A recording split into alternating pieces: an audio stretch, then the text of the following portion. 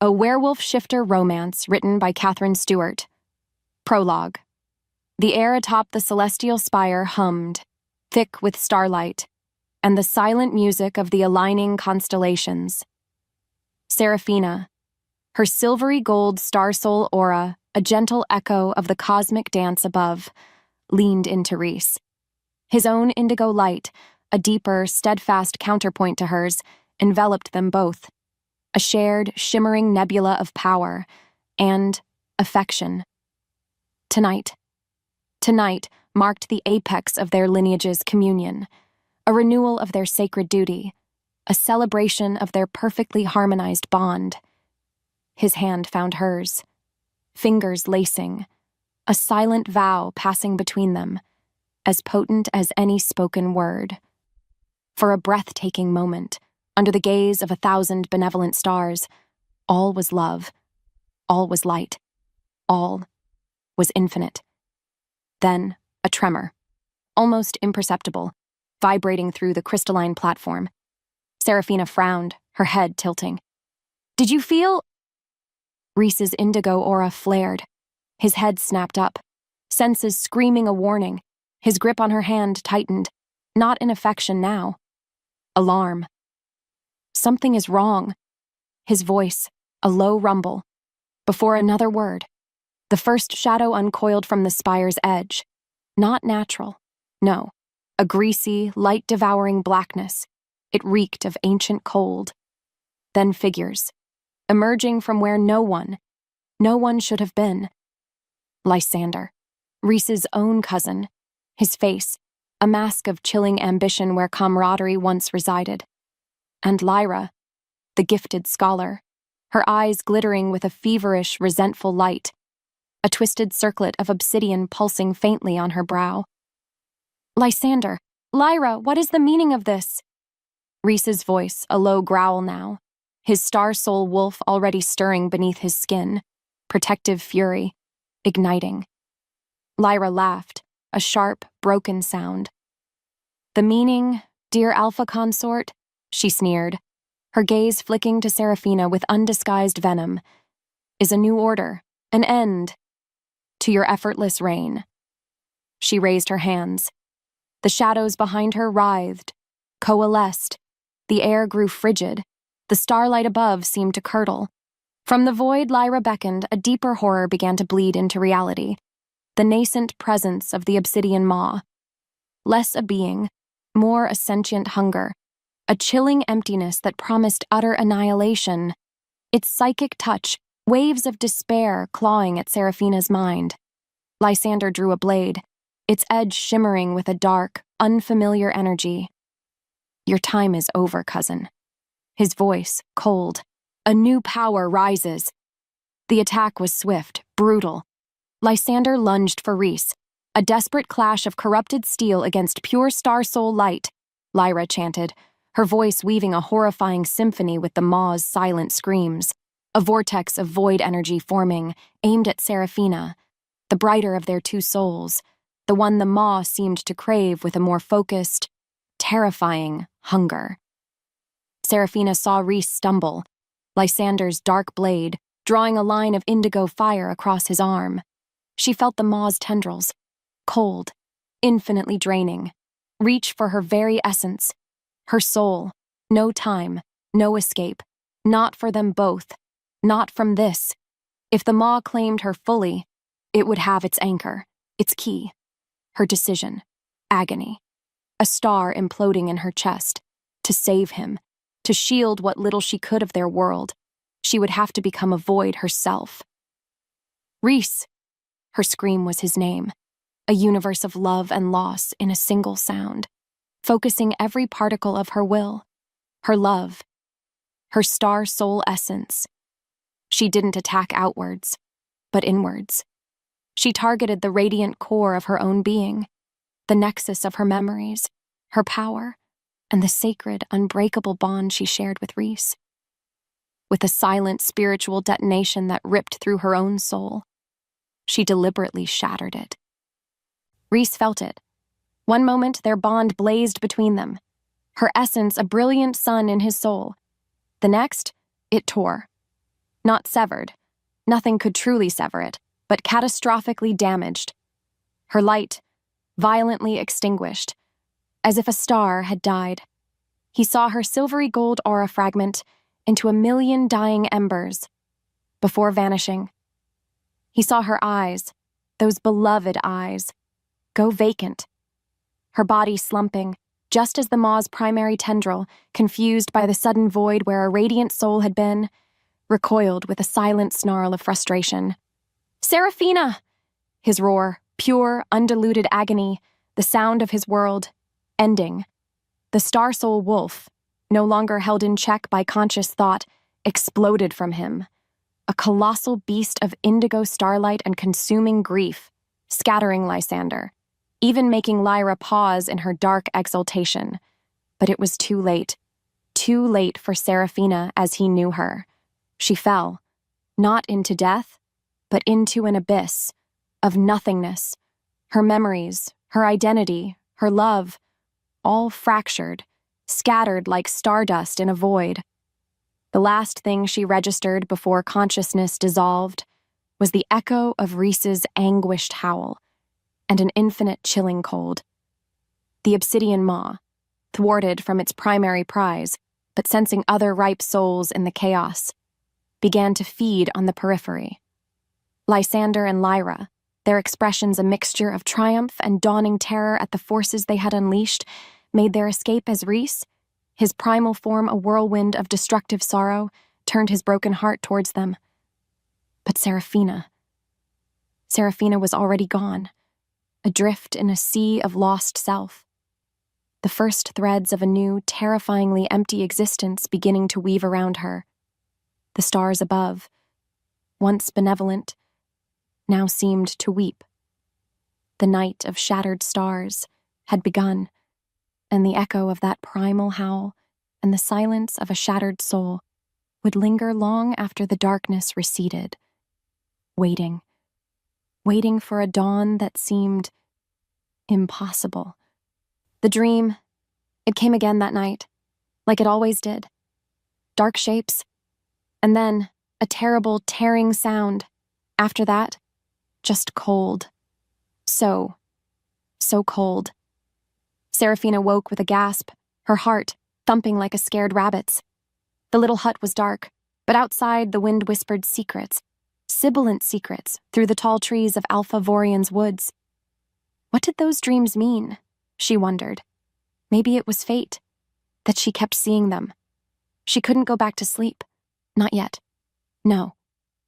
So, she grabbed her charcoal stick, the one good thing she had, and then, by the weak light of the moon peeking through her window, she started to draw. Her hand moved on instinct, without thinking, sketching a face on a piece of bark, a man's face. Strong jaw, sad eyes. Who was he? Truth be told, she had no idea, but her bones remembered him. Oh yes, even if her mind didn't. Her chest ached, just looking at the drawing. Moments later, the first light of morning touched the sky. Come morning, Alpha Vorian always checked on her. He was a big man, the Alpha. A kind face, but eyes that saw too much. So much. He found her staring at the drawing, lost in thought. He didn't say anything for a long time. Just looked.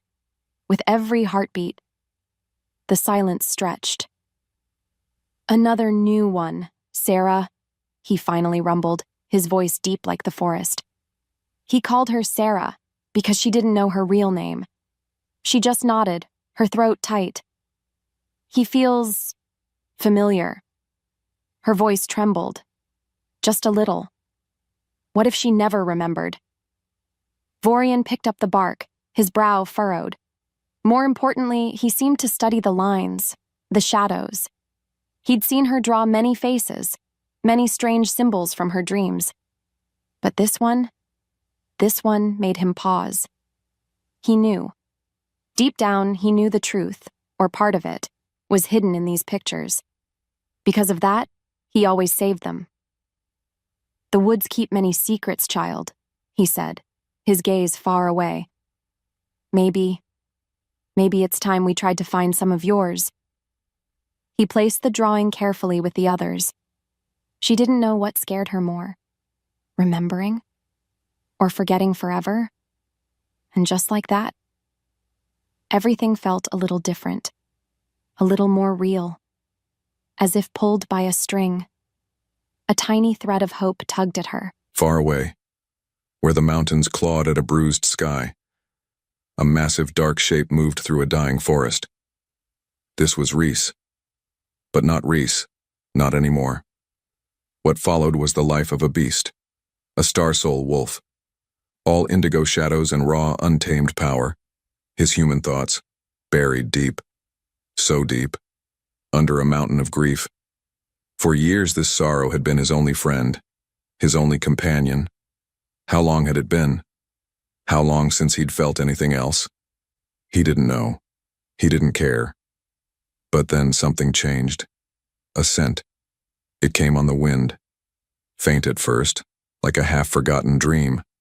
Sweet and achingly familiar. His great wolf head snapped up, ears twitching. His golden eyes, usually clouded with pain, held a spark of something else. What was that? His body moved on instinct. He followed it. For days, or weeks. Time didn't matter. Only the scent. It was everything. It was a promise of something. Something his broken soul craved more than food, more than rest. He didn't know what scared him more, finding its source, or losing the faint trail. Truth be told, it was the only thing that made the constant ache in his chest lessen, just a little. Because of that, he pushed on, his massive paws, eating up the miles. One day the scent grew stronger, much stronger. It pulled him harder now, a real physical tug. He fought another beast then, a starving crag cat with eyes like chips of ice. The fight was short and brutal. Not only that, but his power, his star soul light, flared around him like cold indigo fire, a sight that would scare any normal creature. But this scent, it calmed the fire a bit. It whispered of a different kind of warmth, a warmth he thought was gone, forever. Maybe it was fate that he found it now. He lifted his muzzle to the sky. A sound tore from his throat, not a howl of sorrow this time. No, this was different. A sound of desperate, hungry longing. A question. Could it be, after all this time? He didn't know, but he had to find out. The scent was life. And just like that, everything changed inside him. The air thickened with a new wild hope. A few days passed. Serafina kept drawing, more faces, more strange, swirling lights from her dreams. Alpha Vorian watched her, his face thoughtful. He was a good man, a strong alpha, and she knew he cared for her like one of his own pack. Because of that, she trusted him, even with the scary things in her head. He remembered the first day he found her, lost, alone, her eyes wide with a terror she couldn't name. What horrors had this child seen? He'd wondered then. That night, he came to her hut. He held one of her newer drawings, a tall white tower with a glowing stone at its peak. "Sarah," he began, his voice gentle, "I spoke with Elder Maeve today." Elder Maeve, the oldest wolf in their pack, full of stories and old magic. If anyone knew about strange dreams, it was her. She recognized this. Vorian tapped the drawing of the tower. It is the Moonstone Spire. It stands in a sanctuary city, a place called Silverhaven, a place of healing, a place where lost memories sometimes find their way home. Serafina's breath caught. Silverhaven, a place for lost memories? Her heart skipped. A beat. Hope, bright and sharp, pierced through her usual fog of confusion.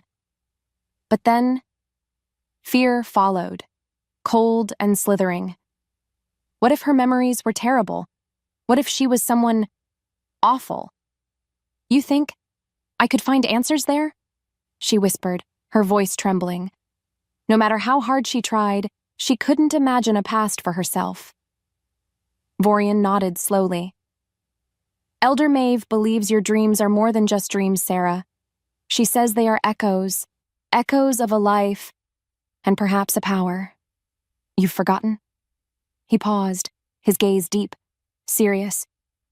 The journey is long, and it might be dangerous, because strong magic often attracts unwanted attention. But if you wish to go, I will take you. You won't be alone. Deep down, she knew the truth. She couldn't keep living like this, a ghost in her own life. She had to know. She had to find out who she was, even if the truth was painful. Was this what fate wanted for her?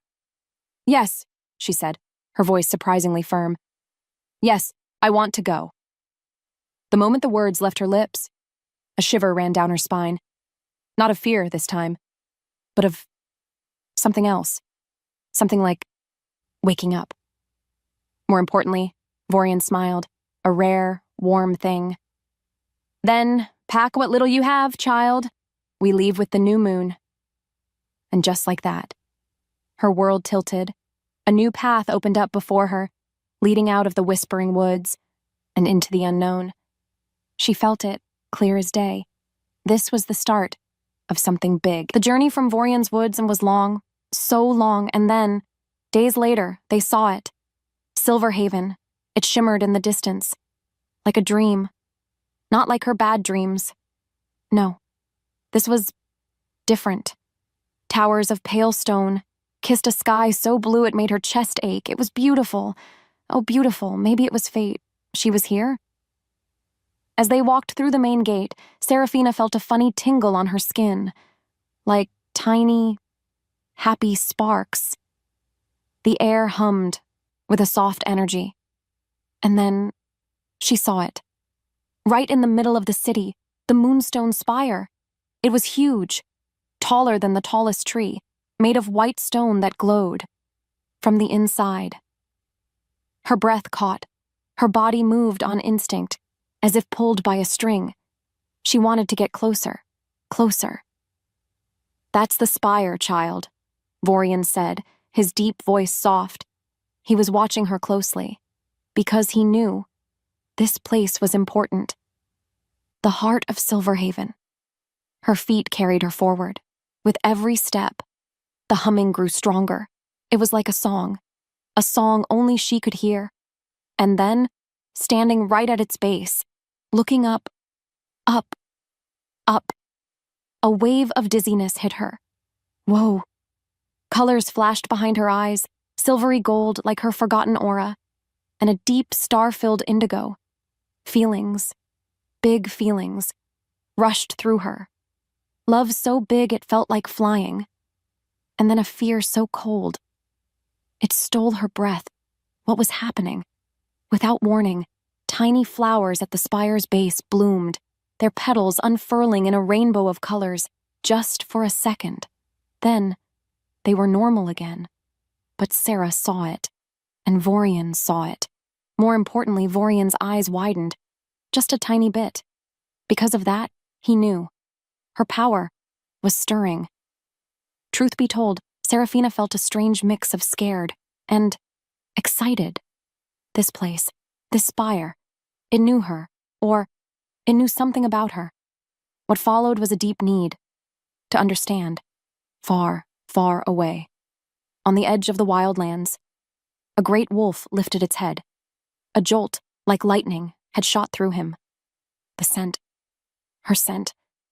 It was stronger now, and full of power?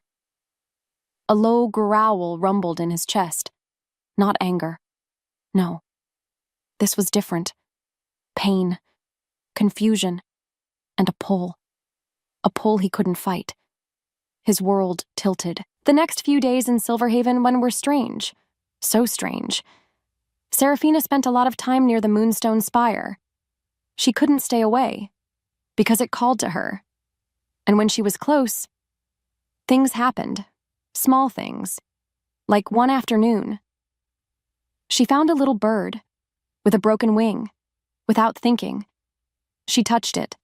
A warm light flowing from her fingers. And then, the bird chirped, it fluttered its wings, and flew away. Good as new. Her heart did a happy little flip, but then a little worry wiggled in. How did she do that? Her drawings changed too. The faces from her nightmares got clearer.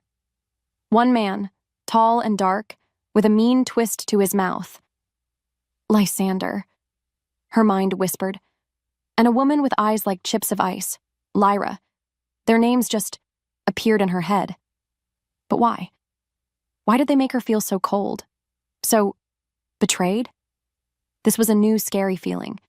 Meanwhile, Silverhaven itself started to feel off. Sometimes shadows in alleyways seemed deeper, darker than they should be. And then people would whisper about feeling a sudden chill or a wave of sadness for no reason. Alpha Vorian's face grew stern. "These are not good signs, Sarah," he said one evening, his voice heavy. "Old tales speak of such things when a great darkness stirs."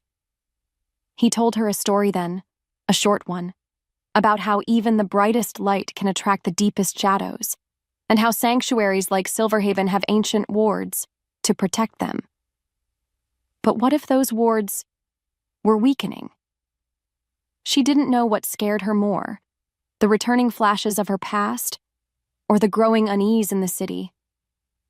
Not only that, but she felt like it was her fault, somehow. Because of that, she tried to be small, to hide the strange things that happened around her. But the spire still called, and her power, like a restless animal, wanted out. Deep down, she knew the truth. Something big was coming, something connected to her. And just like that, the weight of the unknown pressed down on her, heavy as a stone. As the silence stretched in their small rented room, only the crackle of the fireplace could be heard. The feeling? It wouldn't leave her alone. This feeling that she had to touch the Moonstone spire, even though Vorian warned her to be careful, that her growing power might be like a shout in the dark. She couldn't stop herself. Her instincts surged. Maybe it was fate. So, one misty morning, when the city was still quiet, she went. Her heart pounded with every step. The spire loomed before her, its white stone seeming to pulse with a soft light. Her hand trembled as she reached out. What would happen? Would she finally know? The moment her fingers brushed the cool stone, bam! Her world exploded. It wasn't just colors and feelings this time. No, this was a memory, real, sharp, painful. She saw him, the man from her drawings, Rhys. Oh, his name was Rhys. He was laughing, his indigo eyes full of love. For her. They were standing on a high place, stars all around them. Their hands were joined, their powers, her silvery gold, his deep indigo, twirling together like a beautiful cosmic dance. It was so perfect. And then, it shattered. The memory twisted. Darkness, screams, betrayal. The faces of Lysander and Lyra, full of hate. And Rhys. Oh, Rhys. His face, contorted in pain, reaching for her as their bond, their beautiful bond, was torn apart with a sound like a dying star. Rhys! She screamed out loud, her voice raw with an agony she didn't understand, but felt in every piece of her soul. As his name left his lips in the memory, her own star soul aura flared around her in the present, a brilliant, blinding beacon of silvery gold light, pushing back the morning mist. It was a shout indeed, a massive one. And in that exact moment, something in Silverhaven answered, not with light, but with cold. A terrible, bone-deep cold spread from the city's edges. Distant screams, real screams this time, echoed through the streets. The obsidian maw. It had heard her. It was coming. Far beyond the city walls, Rhys, who had been running for days, felt that flare of her power, that agonizing echo of her scream through their tattered bond. His star soul wolf howled, a sound of pure torment and desperate recognition. He changed direction, no longer just following a scent. He was running. To her. He knew. His world tilted again, but this time with a terrifying, urgent purpose. The screams, they started just after dawn, high, panicked screams that ripped through the misty quiet of Silverhaven. Seraphina's heart jumped, right into her throat. What was happening now? Vorian was instantly alert, his hand going to the heavy axe he always carried. And then, they heard it. A roar. Not like any forest animal she knew. No, this was deeper, filled with so much pain, so much fury. It made the very air shake. Moments later, people were running, their faces white with terror. "A beast! A monster at the west gate!" someone shrieked. Vorian pushed Seraphina behind him. "Stay here, child," he commanded, his voice a low growl, almost as scary as the roar outside. But Seraphina, she couldn't stay put, as if pulled by a string. Something deep inside her, something that answered that terrible, aching roar, tugged her forward. Her body moved on instinct. She peeked past Vorian's broad shoulder. And she saw it. It was huge. A wolf. But bigger than any wolf she'd ever imagined. Covered in fur the color of a stormy night, with streaks of deep indigo light pulsing around it like a dying star. Its golden eyes. Oh, those eyes. They were wild, full of madness, and a sorrow so deep it felt like looking into an endless night.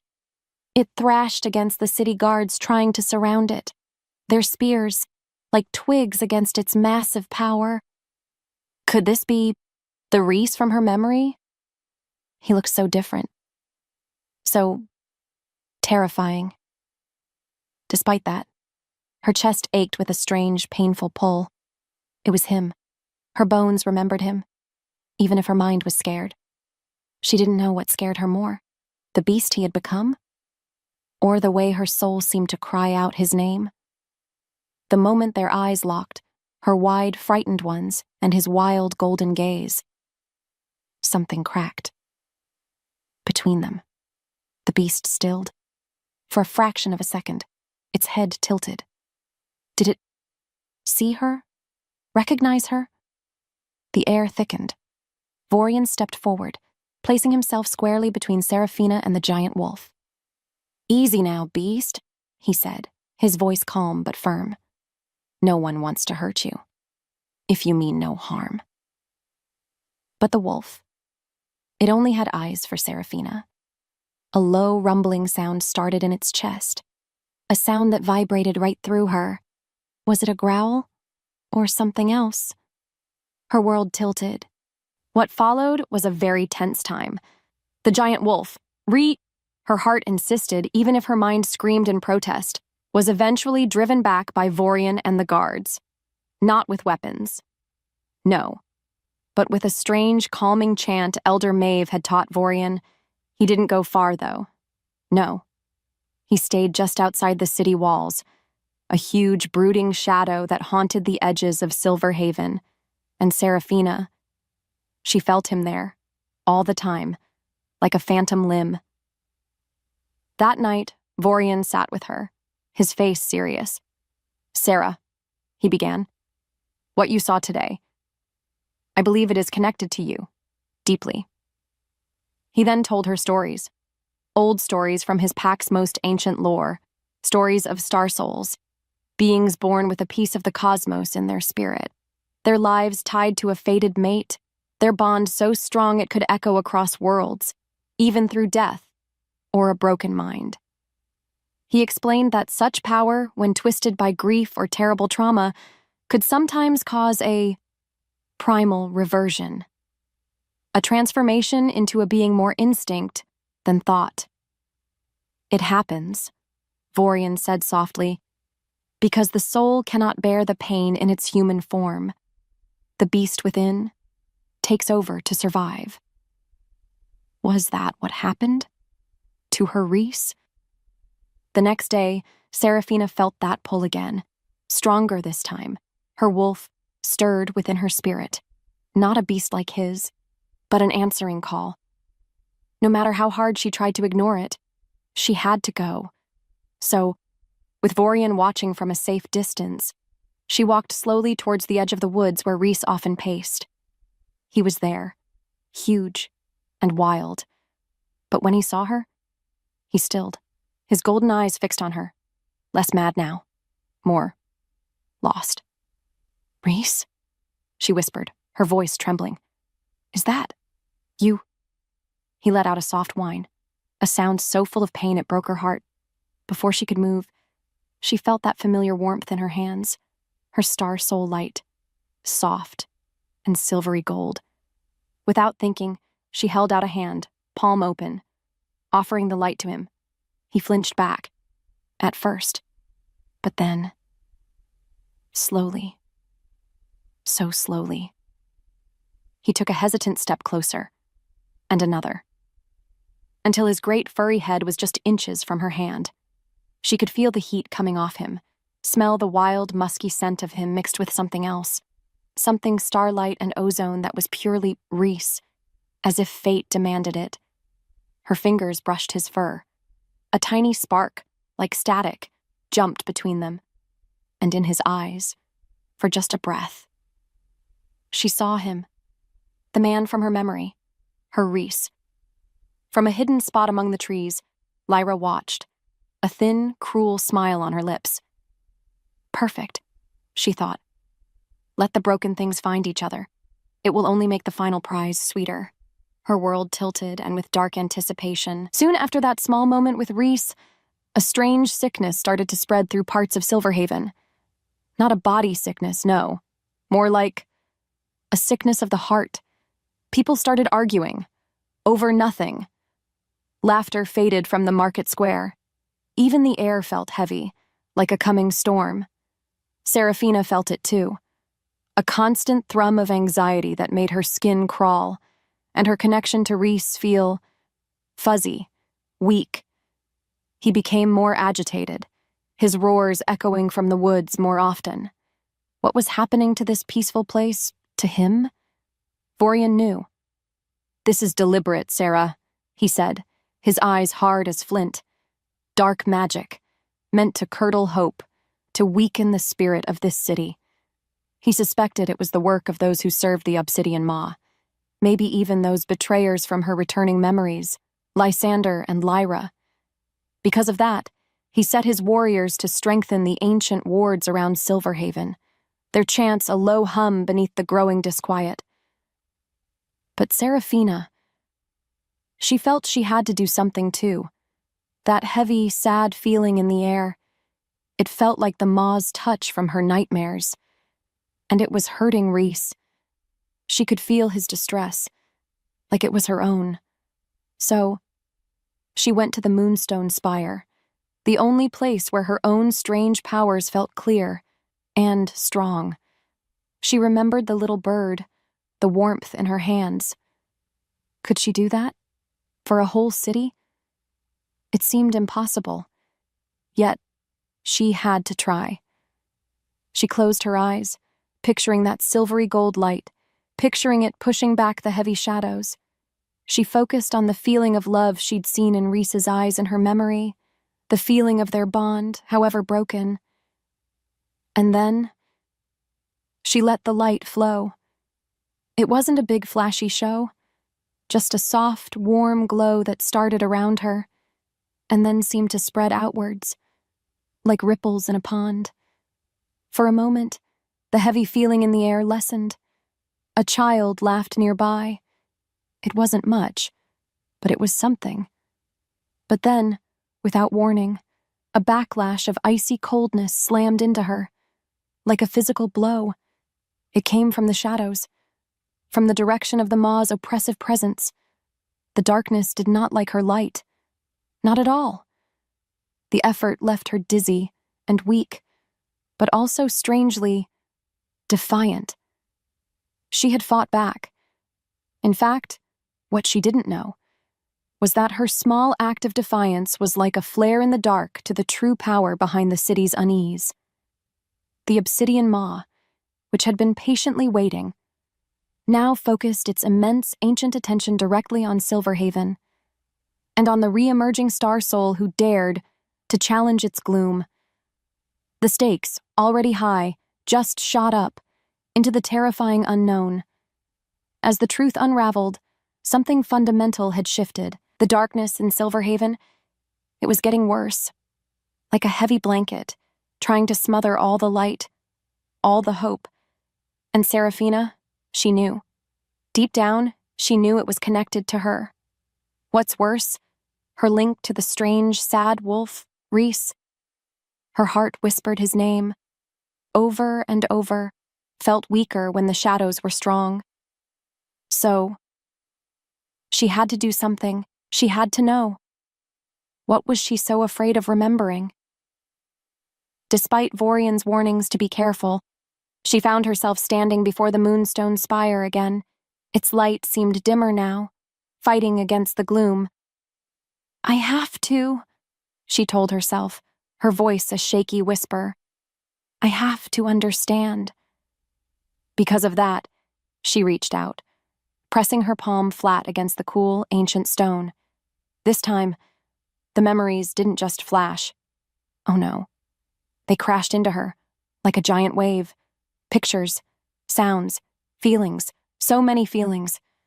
She saw Rhys, not the wild beast from the woods, but her Rhys. His eyes, that deep, beautiful indigo, crinkling at the corners as he smiled at her. They were planning something, their heads bent close together over a map. Their star soul light, her silvery gold, his vibrant indigo, tangling together like happy ribbons. It was a memory of pure joy, pure love. And then, it was gone, replaced by other faces. Lysander, Rhys's cousin, always so serious, but with a hidden smile for her sometimes. And Lyra, clever Lyra, who taught her about the stars. They were laughing with her, with Rhys, trusted friends, family, which meant the betrayal, when it came in flashes of fire and screaming darkness, was like a poisoned knife twisting in her soul. The pain of it, so real, so sharp, it made her cry out. Her body moved on instinct, trying to pull away from the spire. But she couldn't. The memories kept coming, faster and faster, the weight of her forgotten life, the love, the joy, the awful betrayal. It was too much. She felt like she was drowning. From the edge of the woods, Rhys felt it, clear as day. Her pain, her terror. It slammed into him through their tattered bond, a raw, desperate cry. His star soul wolf rose, not in confusion this time, but in pure, unadulterated rage and fear. For her. Before he could think, his powerful legs were pumping, eating up the ground as he charged towards Silverhaven, towards the spire, towards her. As the silence stretched back in the city, her quiet gasps were the only sound. Just as Seraphina thought her mind would break under the flood of memories, a new feeling surged through her. Not pain this time, but power and a presence, huge, wild, protective, Rhys. He burst from the tree line, like a storm, his indigo star soul wolf form. A terrifying, beautiful sight. He wasn't roaring in pain anymore. No, this was a roar of pure fury, aimed at the unseen thing that was hurting her. And the moment their eyes locked, her tear-filled ones, his blazing gold, everything inside her clicked. Everything. Rhys! The name tore from her throat, raw with all the love, all the loss, all the years of an empty heart. It wasn't just a memory of his name anymore. It was him, her mate, her other half. The truth unraveled, with blinding speed. And just like that, everything changed. Between one breath and the next, their fated bond didn't just whisper, it exploded back to life. A torrent of silvery gold and deep indigo light erupted from them, swirling together, pushing back the oppressive gloom around the spire. It was like the sun bursting through storm clouds. For a heartbeat, there was only them, only their light, only the crushing, beautiful, agonizing joy of being whole again, She remembered everything, every touch, every kiss, every shared dream, and every detail of the betrayal. But then, in that very same instant, as if summoned by their brilliant, reignited light, the real darkness struck. The obsidian maw. It wasn't just shadows and whispers anymore. Oh no. What followed was far worse. With a soundless, soul-chilling scream, a massive tendril of pure, devouring void erupted from the ground near the spire. It was blacker than any night, colder than any winter, and it lashed out directly at Serafina. Because of that, the joy of their reunion was instantly cut short by stark terror. She felt it, clear as day. The maw wanted her, her soul. Now that it was complete, before she could even scream again, before the words left her lips. Rhys moved. He was a blur of fur and furious indigo light, throwing himself between her and that horrifying black tentacle. The air thickened, time stood still, and the battle for her soul truly began. Her world tilted, and this time, it was into a fight for their very lives. The maw's attack was horrifying. That black tendril of nothingness smashed into the spot where Serafina had stood, and the very stone of the spire's base seemed to cry out, cracking and smoking. But Rhys, her brave, fierce Rhys, had knocked her aside, taking the glancing blow of its dark energy himself. He snarled, a sound of pure primal rage, his indigo aura flaring to fight off the corruption. And then, as if the world wasn't already ending, they stepped out. From the swirling shadows near the damaged spire, Lysander and Lyra. Serafina's breath caught in her throat. The memory of their faces, once dear, now twisted with malice, was still so fresh, so raw. Lysander held a dark, cruel-looking blade, and his eyes, when they met hers, were cold as ice. Lyra was worse. A sickly purple light, the color of the maw's void, pulsed around her, and she wore a terrible, triumphant smile. How could they do this to them, to their own people? Well, Lyra purred, her voice dripping with poison. Look who finally decided to wake up fully, little Starshine. Took you long enough? The master was getting impatient. She gestured to the writhing tendrils of the maw, as if it were her pet. Lysander! Lyra! You did this! Rhys's voice was a guttural roar, his star soul wolf radiating pure, murderous intent. He wanted to tear them apart, and Serafina, truth be told, felt a similar rage rise in her, hot and fierce. Because of that, her own silvery gold light began to shine brighter, pushing back the fear. Lysander just smirked. We merely opened the door, cousin. He found his own way in, and he promised us power you couldn't even dream of. He raised his blade. Now, be good little star souls, and give him what he wants, starting with her. Before either could speak another word, Alpha Vorian and his warriors charged into the plaza, their own battle cries echoing. They had seen the maw's attack, seen the betrayers. They engaged the smaller shadow creatures that now slithered from the ground, buying Serafina and Rhys precious seconds. In that moment, under the weight of his stare, Rhys turned his golden wolf eyes to her, full of pain, yes, but also that unwavering love she now fully remembered. A silent question passed between them. Together? Her soul answered, without hesitation, together. As if fate demanded it, their auras, her silver gold and his indigo, surged. And then, for the first time since their bond had been shattered and remade, their lights consciously intertwined, creating a blinding, beautiful shield that pulsed with their combined power, a defiant roar against the encroaching darkness, the space between them. Burned with this new shared strength, the fight for Silverhaven, it was a roaring storm of chaos and fear. Yet, in the middle of it all, Serafina found Rhys, or maybe they found each other. Pulled together by that invisible string, That was their bond. Now, blazing like a star, he was still mostly his star soul wolf, all indigo fire and furious power. But when his golden eyes met hers, she saw him. Her Reese, the man who loved her, and the man she loved, more than life itself. They found a small, quiet moment in a ruined temple. The sounds of battle.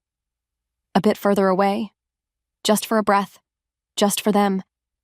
His huge, furry body was tense, still thrumming with the fight. But his gaze on her, so soft it made her heart ache. Sarah. His voice was a low rumble, more wolf than man, but she understood every bit of it. Pain, love, fear, for her. I remember Reese, she whispered, reaching out a trembling hand to touch his massive jaw, his fur, surprisingly soft under her fingers. I remember everything. The words hung in the air between them, heavy with all they had lost and all they had just found again. Could they truly get through this? Could their love be enough? He leaned into her touch, a deep sigh, shaking his body. It was an answer, a promise.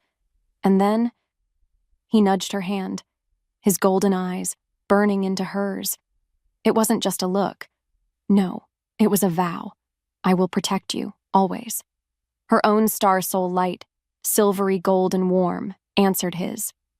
And you, she breathed, her own vow just as strong, just as true. Because of that, in that ruined place, with the world falling apart around them, their two souls, their two lights, met and held. No more doubts, no more fear of what they were to each other. They were mates, and they would face whatever came, together. This was their path now. Truth be told, she wouldn't want it any other way. More importantly, a new strength filled her, chasing away the last of her fear. The fear of her past.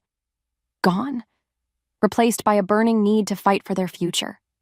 As if fate demanded it. They both knew this small moment of peace was just the calm, before an even bigger storm. And they were ready. As the silence stretched, a different kind of understanding passed between them. A warrior's understanding. What followed was a desperate plan. Vorian had told them that Lyra and Lysander were trying to use an old forgotten shrine on the edge of the city to make a new pathway for the Obsidian Maw's power. They want to pour more darkness into Silverhaven, he'd said, his face grim. We have to stop them there. But how? Seraphina had wondered. The shrine. It was heavily guarded by twisted shadow creatures. Reese, though, he didn't hesitate. The moment he understood the threat, more darkness, closer to her, his star soul wolf was a force of pure, focused fury. He moved like a storm of indigo light and shadow, tearing through the Maw's creatures, a path for Seraphina and Vorian's warriors. And Seraphina, she fought too. Her silvery gold light a healing balm to her allies, and a burning fire to her enemies. She wasn't the lost, scared girl from the woods anymore. No, she was a star soul, and she would protect her own. They reached the shrine just as Lyra was in the middle of a horrible chant, purple void energy swirling around her like angry snakes. Lysander stood beside her, his dark blade pulsing, but his eyes darted around nervously. He looked scared. The fight was terrible, so terrible. Lyra's void magic was strong, and the shadow creatures fought with the desperation of things that knew only hunger. But Reese was magnificent. He was everywhere, a whirlwind of protective rage, making sure nothing got too close to Seraphina. Yet even so, victory had a price. A big price. They stopped Lyra's ritual. They did. But to do it, Alpha Vorian had to throw himself in front of a blast of void energy, meant for Seraphina. He went down with a terrible cry, his strong body suddenly frail. To make things worse, the main wardstone of the shrine cracked, its protective glow sputtering out like a dying candle, which meant a part of Silverhaven's old defenses was now gone. Seeing Vorian fall, seeing the wardstone break, Rhys's control snapped. A raw, primal roar of pure agony and rage tore from him. So powerful it shook the ground, his indigo light exploded outwards, no longer controlled, just wild. He was losing himself to the beast, to the grief, to the fear of losing anyone else he cared about.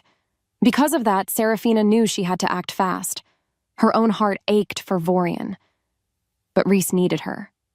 Now. As the wind shifted, carrying the scent of ozone and blood, she pushed through her own pain. "Rhys, look at me!" Seraphina shouted, her voice cutting through his terrible roars. She ran to him, ignoring the danger, ignoring the swirling shadows that still danced around the broken shrine. She put her hands on his massive, heaving shoulders, forcing his wild golden eyes to meet hers. "He's alive, Rhys. Vorian is alive, but he needs us. I need you. Come back." Her silvery gold light pulsed, soft and steady, trying to reach the man inside the grieving beast. Slowly.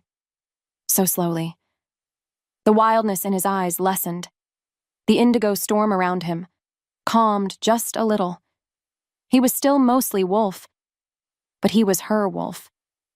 He let out a shuddering breath and leaned his great head against her, a silent promise of control regained. Because of that, she knew they still had a chance. But then, the air grew colder. Colder than anything she had ever felt. The shadows around them didn't just dance anymore. They grew, solidified, and from them, a voice emerged. It wasn't Lyra's sneering tone, or Lysander's cold command. No, this voice was ancient, and empty, and vast. It was the obsidian maw itself, speaking through the very air and through the stones, through the fear in their hearts. "Little star soul," it whispered, the sound like 1,000 graves opening. "Your light is annoying. Your resistance, futile. Surrender yourself to me. Become part of my infinite glory. And this city, these mortal flickers, they will be spared." Seraphina's blood ran cold. Surrender herself to that, to become nothing. Beside her, Rhys let out a low, threatening growl that vibrated through her bones. Never. "Refuse," the maw continued, its voice patient, like a hunter waiting for its prey to tire. "And I will unmake this place, stone by stone, soul by soul, until only darkness remains. The choice is yours." Lysander, who had been cowering near the broken shrine, actually whimpered. Lyra, on the other hand, looked ecstatic, her eyes wide with mad devotion. Seraphina looked at Rhys. His golden eyes were blazing again, but this time with pure, defiant fury. He would fight until his last breath. And so would she. This was it, the point of no return. She didn't know what scared her more, the maw's power or the thought of giving up. Deep down, she knew the truth. They couldn't surrender. Not ever. She took Rhys's massive paw in her hand, her small fingers easily engulfed. "No," she said, her voice clear and strong, ringing out in the sudden, terrible silence. "We will never surrender." As the words left her lips, the oppressive darkness around them seemed to pulse, to recoil for a split second, before pressing in even harder. An unspoken promise of utter annihilation. Her world tilted, and just like that, everything changed, because they had chosen their path. The obsidian maw's answer to their defiance that was a terrible, silent scream of power. It pulsed outwards, a wave of pure unmaking. And then, the moonstone spire, the heart of Silverhaven, groaned. A sound like the world breaking. Cracks, black as night, spiderwebbed across its glowing white surface. Its light, once so bright and hopeful, flickered and dimmed. Oh no, it dimmed so much, it was almost gone. What would they do? If the spire died, Serafina felt a cold dread grip her heart, colder than any winter. Vorian, badly injured but still fighting from where some of his pack had made a rough shelter, shouted orders. His voice was weak, but his spirit still burned. "Hold the line! Protect the inner sanctum!" But his warriors, they were falling. The shadow creatures, now bolder with the spire's light so weak, swarmed everywhere. It was like trying to hold back the tide with your bare hands. To make things worse, Serafina saw Lysander, her once friend, Rhys's cousin. He wasn't fighting them. No. Instead, he was scrambling near one of Silverhaven's last working defensive wards, his face pale with terror, and a strange, wild look in his eyes. Before she could move, before she could even shout a warning, he did something to the ward's control crystals. He smashed them with the hilt of his dark sword. The ward sputtered and died, just like that. A huge gap opened in the city's defenses. Why? Why would he do that? Was he truly lost to them, or just lost in his own fear? Because of that, a fresh wave of the Maw's darkness and its horrible creatures poured into Silverhaven. Hope, which had been a tiny, flickering candle, now seemed to gutter and almost go out. Serafina felt Rhys beside her, his star soul wolf form trembling, not with weakness, but with a rage so profound it was a physical force. But even his rage felt hopeless against this. The air thickened with despair. Her own silvery gold light felt so small, so weak, against the crushing darkness.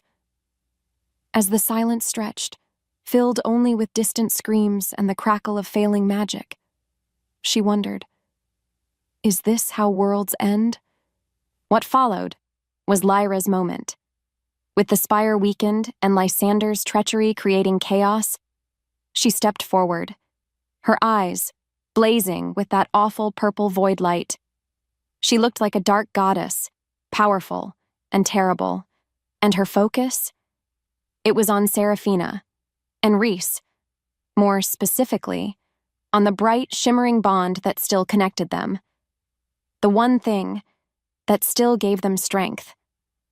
"Your love is so touching," Lyra sneered, her voice echoing with the Maw's cold power. "So fragile." And then she began to chant, horrible words, in a language that felt like poison to Serafina's star soul. Purple-black tendrils of energy shot from Lyra's hands, not at their bodies, but at the shining cord of light between her and Rhys. It was an attack on their very souls. Pain. Unbearable pain.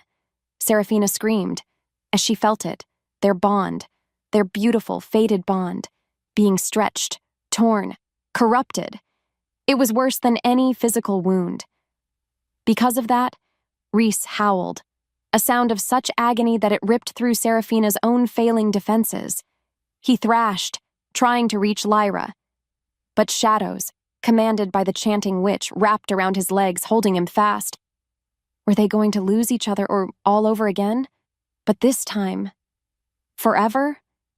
No matter how hard she tried, Serafina couldn't concentrate, couldn't summon her light to fight back. The pain, it was too much. The bond, it was fraying. But then, someone else moved. Alara, one of Vorian's younger warriors, a girl with brave eyes who had shared her meager rations with Serafina on the journey. With a desperate cry, she charged Lyra, not with magic, but with a simple hunter's spear. For Silverhaven! For the light! Lyra, startled, broke her chant for a split second. The pressure on their bond lessened, but Lyra was too powerful. With a flick of her wrist, a whip of void energy lashed out, and Alara fell. Still. So still. The sacrifice. A horrible, beautiful thing. It bought them a moment. But the cost. Oh, the cost.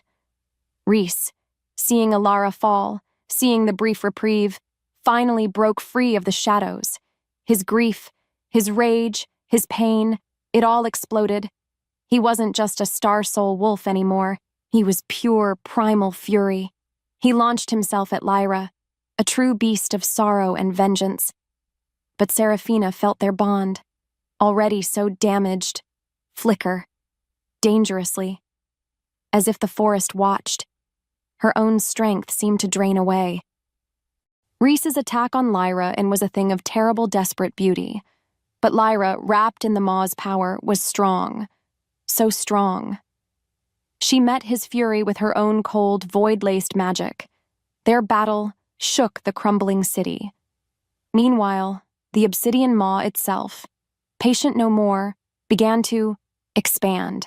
Its chilling darkness, that soul-eating emptiness, unrolled like a monstrous carpet, swallowing streets, buildings, everything. It was coming for the heart of Silverhaven. It was coming. For her. Serafina tried to help Rhys, tried to send him her light, but their bond, it was so weak now, so frayed from Lyra's attack, her own silvery gold aura, just a faint shimmer around her, like a dying ember. She felt so cold, so tired. What was the use? Maybe Lysander was right. Maybe this power was too big to fight. Was this it? Was this the end of everything? She saw Lysander then, near the edge of the encroaching void. He wasn't smirking anymore. No, his face, a mask of pure, abject terror. He looked at the maw, then at Lyra battling Rhys, then at Serafina. And then, he did something strange. He threw his dark sword down and he just walked into the void, without a word. The darkness swallowed him, like he was nothing. Just gone. Maybe it was fate, or maybe it was just fear. The maw's darkness surged forward, a silent, unstoppable tide. It separated her from Rhys. One moment he was there, a blazing indigo fury fighting for her. The next, a wall of absolute blackness stood between them. "Rhys!" she cried, but her voice was a weak whisper. She felt their bond stretch, and stretch almost to the breaking point. His answering howl was distant, full of agony, and a primal fear that mirrored her own. She was alone, utterly alone, surrounded by the suffocating, despairing emptiness of the obsidian maw. Her light was fading, her hope gone. She couldn't feel Rhys anymore. Not really, just a thin, thin thread of connection. So fragile it felt like it would snap if she breathed. Deep down, she knew the truth. They had lost. The maw had won. She closed her eyes, a single tear, tracing a path through the grime on her cheek. "Forgive me, Rhys." Her thoughts spun into nothingness. As the silence roared, her own small light began to die. Darkness, cold, silence. That's all Serafina knew. Her own little light, almost gone. Just a tiny spark, lost in the big, hungry nothing of the obsidian maw. She thought of Rhys, his name, an ache in her heart. Was he gone too?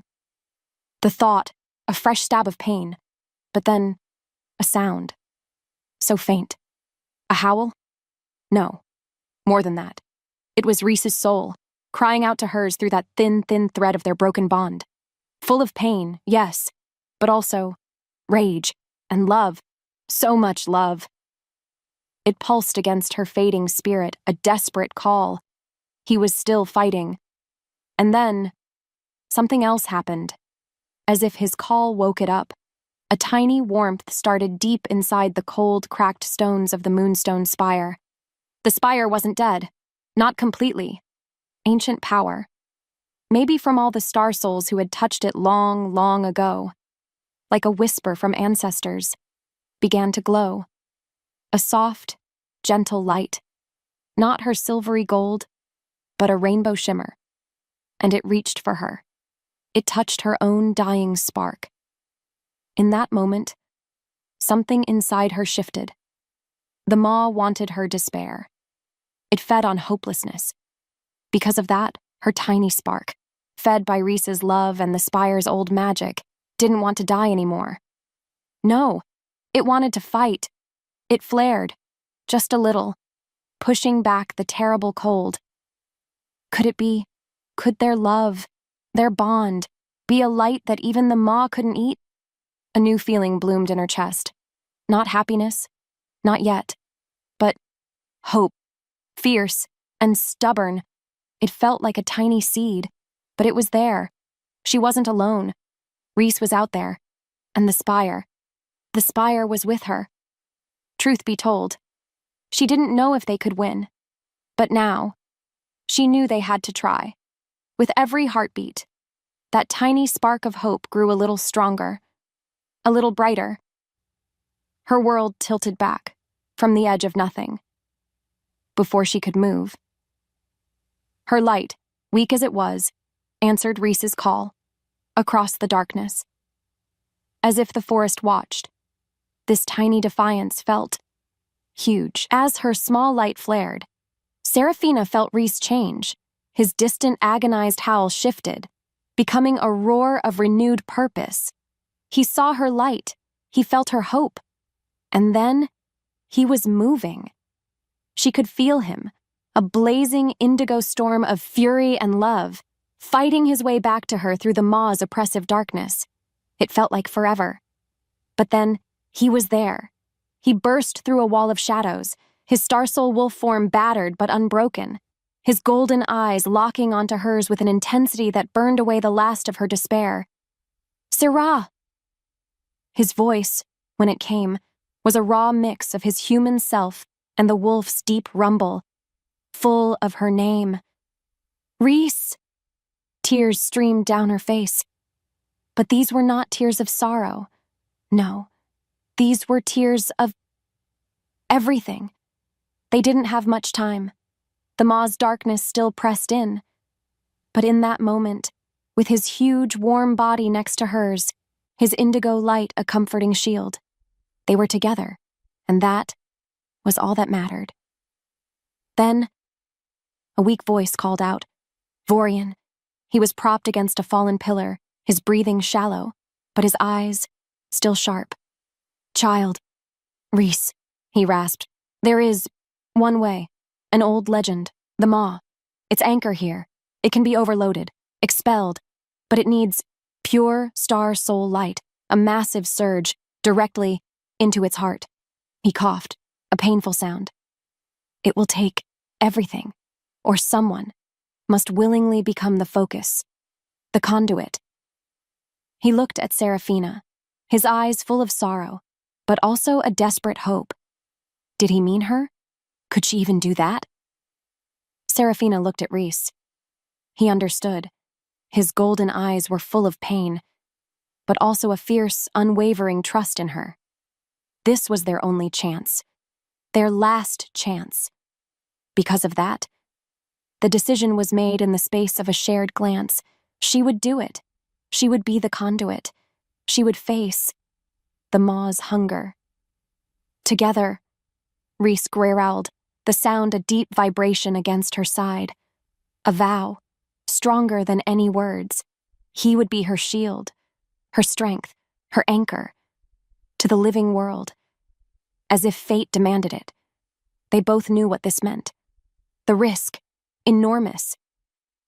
But the alternative was unthinkable.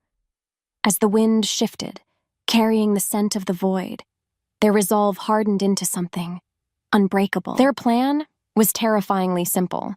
Seraphina had to get to the heart of the obsidian maw, where its connection to their world was strongest, right where the moonstone spire was being slowly choked by darkness.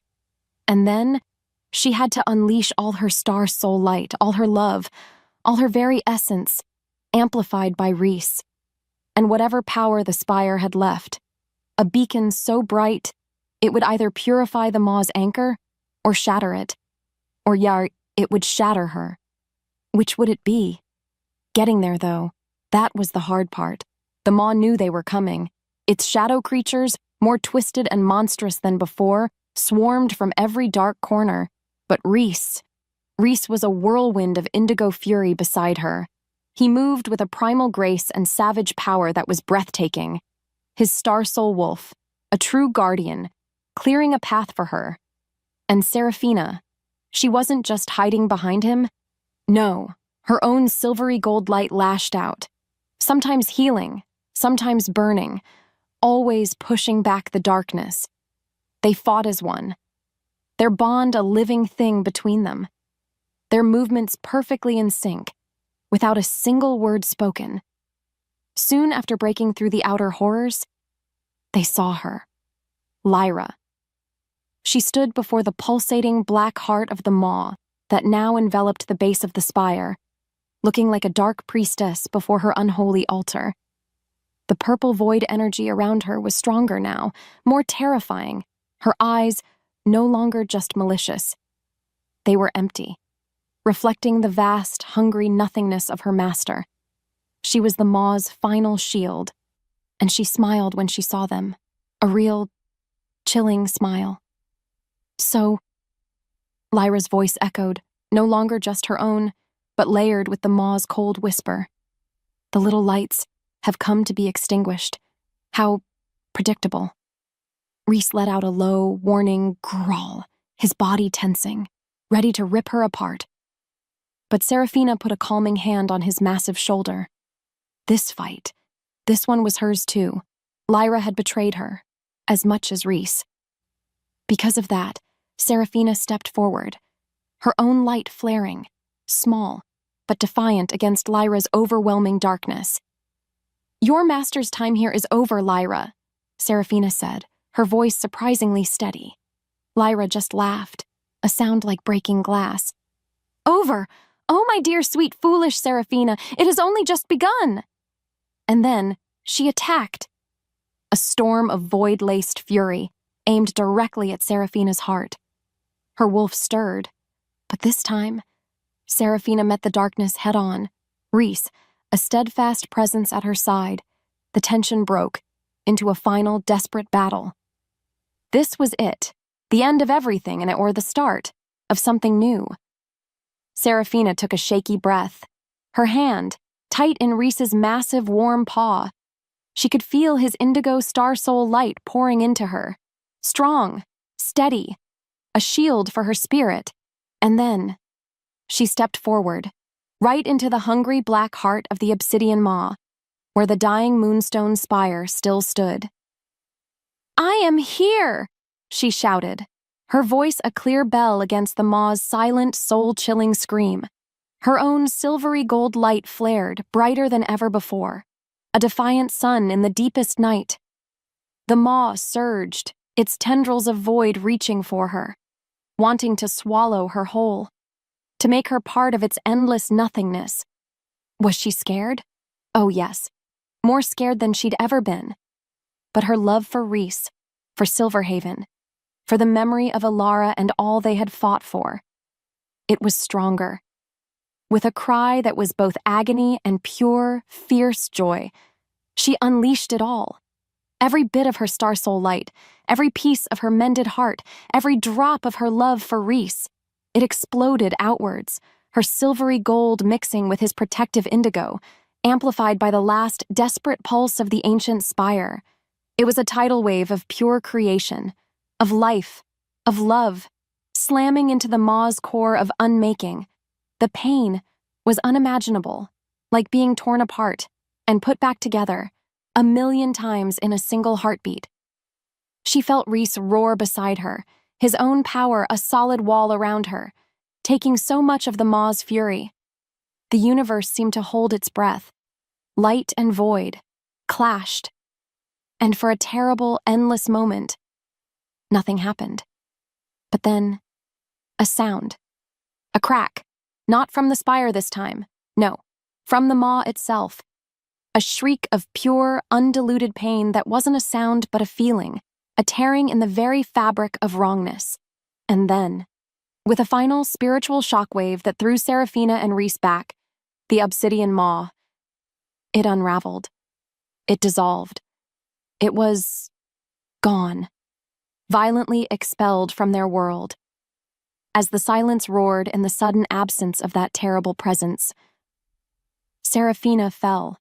Rhys caught her, his star soul wolf form already fading back towards the man she loved as they both collapsed, drained, aching, but alive. Her world tilted into his arms, and just like that, the long night was finally over. What followed was a slow, aching return to awareness.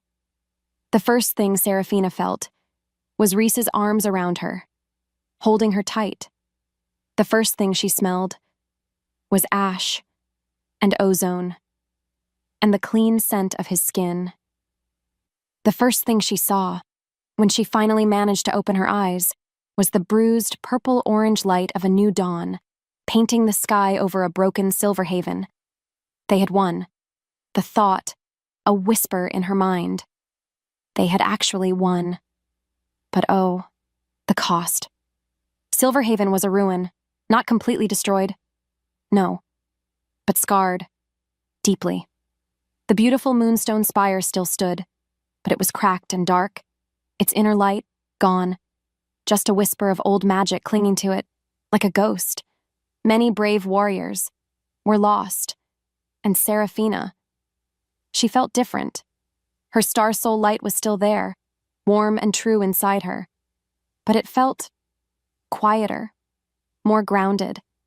The part of her that had been a bright, shining beacon to the cosmos. The part the maw had craved so much, it was softer now.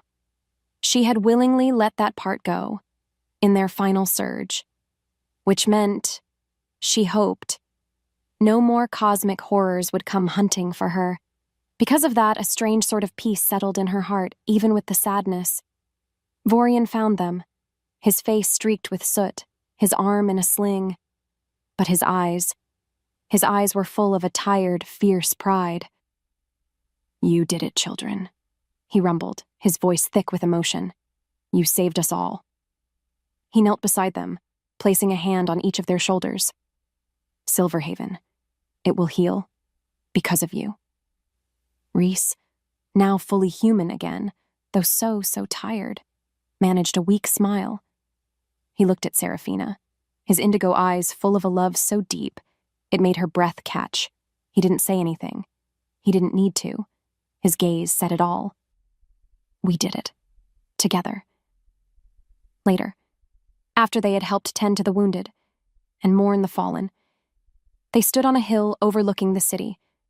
The rising sun felt warm on their faces. It was a new day, a hard-won day. As the silence stretched, they simply held each other. Two broken souls who had found their way back to being whole, together. Her world tilted, but this time, it was towards a future she could finally believe in. Months later, Silverhaven was slowly coming back to life. The scars on the city were still there, like the scars on their hearts, but they were healing. The moonstone spire, though no longer blazing with powerful magic, had a soft, gentle glow now, a quiet heartbeat in the center of their recovering home. Because of that, the people found a new kind of strength, not in big magic, but in each other, in rebuilding, together. And Seraphina and Rhys, they found their new rhythm too.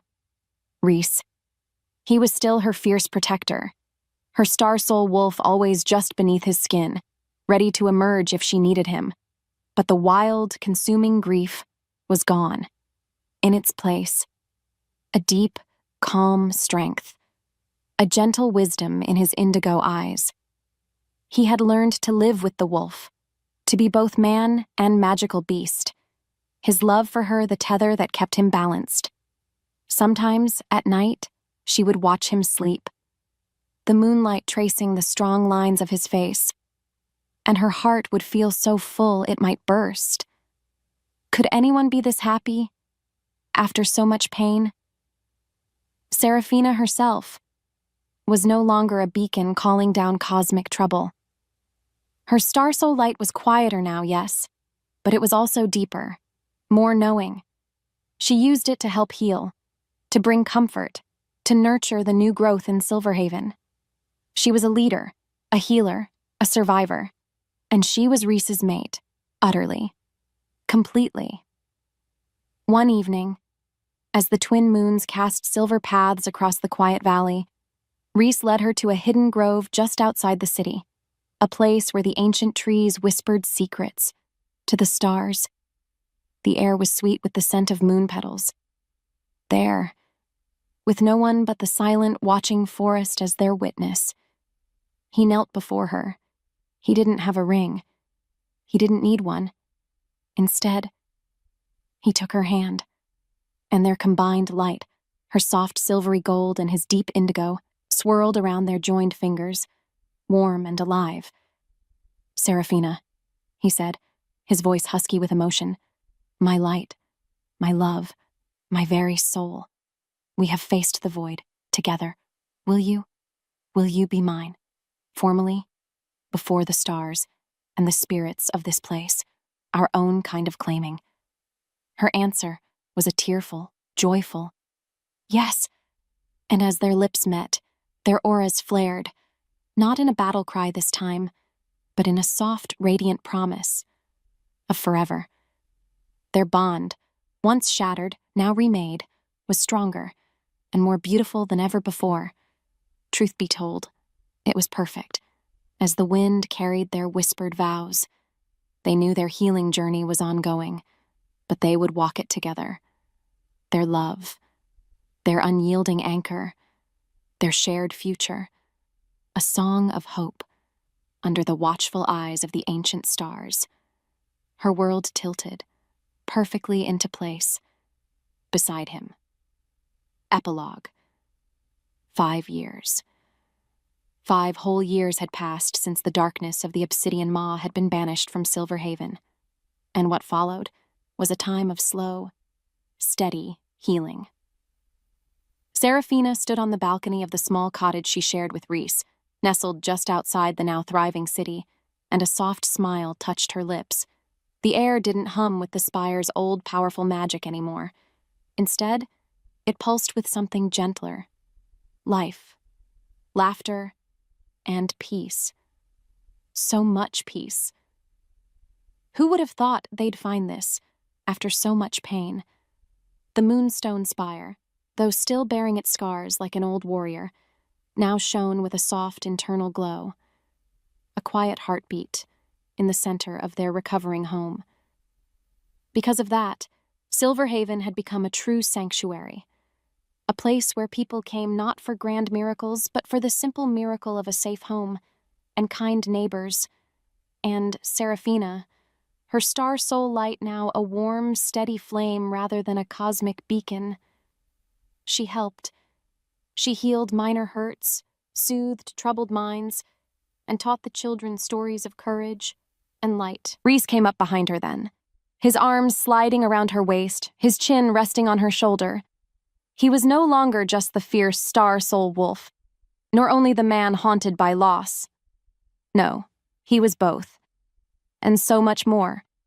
He was her mate, her anchor, his indigo light a comforting warmth against her back, his scent, that beloved mix of pine, starlight, and pure Reese, was home. "What are you thinking about, my heart?" he rumbled, his voice still holding that deep, wolfish timbre she adored.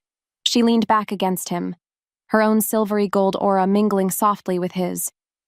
"Just everything," she whispered. "How far we've come, how much we have." Truth be told, some days it still felt like a dream. This peace, this happiness, from inside the cottage. They heard a giggle, and then another. Their twin children, a boy with his father's indigo eyes and a girl with her mother's silvery laugh, were supposed to be napping. Apparently, they had other ideas. Weren't children the most wonderful kind of trouble? Reese chuckled, the sound vibrating through her. They are full of mischief, those two, just like their mother sometimes. Seraphina laughed too. A light, happy sound. And just like their father, always, she teased back, turning in his arms to look up at him. The love in his eyes, a galaxy all its own, a universe she could happily get lost in, forever, Because of that, she knew their journey hadn't ended with the Maw's defeat. In fact, it had just truly begun. Their life, a tapestry woven with threads of sorrow and joy, of darkness and brilliant, enduring light. More importantly, they faced it all together. Their bond, once shattered, now resonated with a strength forged in cosmic fire and tempered by unwavering love.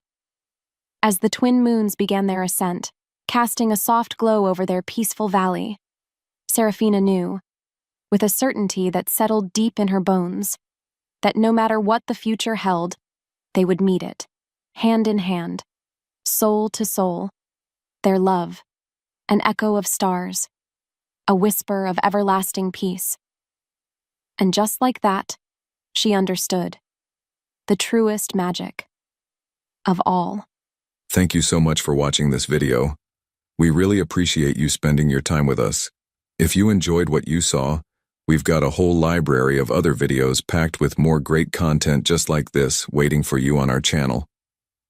So, why not dive into another one right now? And hey, if you want to make sure you don't miss out on our next upload, hit that subscribe button and the notification bell. We'd love to have you join our community and see you in the next video. Thanks again.